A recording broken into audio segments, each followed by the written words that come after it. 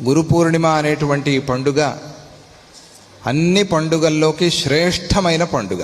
దీనికన్నా గొప్ప పండుగ లేదు. ఎందుకంటే ఈ పండుగ లేకపోతే మరే పండుగ లేదు. ఇది పండాలి అంటే గనక ఈ పండుగ కావాలి. ఈ పండుగే కారణం, లేకపోతే ఏదీ లేదు. గురు గోవిందులు ఇద్దరూ కలిసి వస్తే నేను గురువుకే నమస్కరిస్తాను అని చెప్పారు మహాత్ములందరూ కూడా. ఎందుకంటే ఆ గోవిందుణ్ణి చూపించింది గురువే. అందువల్ల గురు పూర్ణిమ రోజు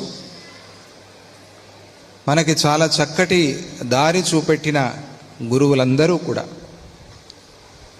సనాతనమైన ధర్మంలో సనాతనమైన బ్రహ్మ విద్యని మనకందరికీ కూడా తెలుపుతూ, తెలుసుకోండి అని జ్ఞానబోధ చేస్తూ మనలందరినీ కూడా సన్మార్గంలో నడిపేందుకోసం అవతరించిన వారు వ్యాస భగవానుడు.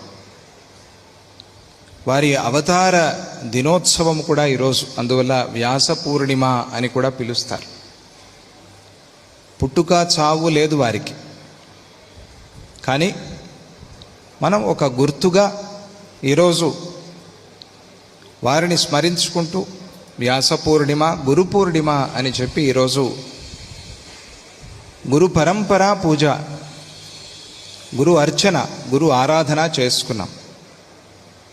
గురు పూజ లేకుండా ఏ పూజ లేదు. అందుకే గురు పూర్ణిమ రోజు మనమంతా ఇట్లా కలిసేది. గురువుని స్మరించకుండా ఎంత తలకిందులు తపస్సు చేసినా కూడా ఫలం అనేది రాదు. గురువు అనుగ్రహించాలి, గురు కృప కావాలి. అప్పుడే సమస్త దేవతలు కూడా మనతో పలికేది, మాట్లాడేది. దేవతలు కనిపించినా నువ్వు గురు కృపని పొందావా అని అడుగుతారు. గురువు ముఖతహానే మనం వెళ్ళాలి. గురువు లేకుండా గోవిందుణ్ణి, భగవంతుణ్ణి చేరుకునే మార్గం లేదు. అటువంటి ఆ మార్గాన్ని చూపెట్టిన వారే గురుదేవులు. మన గురుదేవులు గణపతి సచ్చిదానంద స్వామిజీ వారు. వ్యాస పరంపర, వ్యాస పంచకం. మహావిష్ణువే అవతరించి వ్యాసుడిగా వచ్చారు. తరువాత పరమేశ్వరుడు శంకరాచార్య స్వామి వారి రూపంలో అవతరించి వచ్చారు. వ్యాసుల వారి మాట అర్థం చేయించటానికి పరమేశ్వరుడు రావాల్సి వచ్చింది. ఇంత సులభంగా అర్థం చేయించాలి మనకు. కాబట్టి చాలా లోతైన విషయాలు ఇప్పుడు చాలా సులభంగా చెప్పారు. విన్నారు మీరంతా కూడా చతుస్సూత్రి అనేటువంటి ఆ ఘట్టంలో.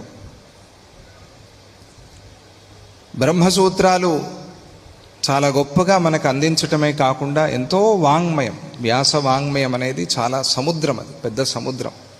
మహాభారతం వింటూనే భాగవతం, ఇవన్నీ వారిచ్చినవే మనకి. ముఖ్యంగా భగవద్గీత, బ్రహ్మసూత్రాలు, ఉపనిషత్తులు సరే పరమాత్మ నుంచి వచ్చాయి. ఈ మూడింటినీ మనకి తెలిపేందుకోసం పండితుల ద్వారా శంకరాచార్య స్వామి వారు వచ్చారు.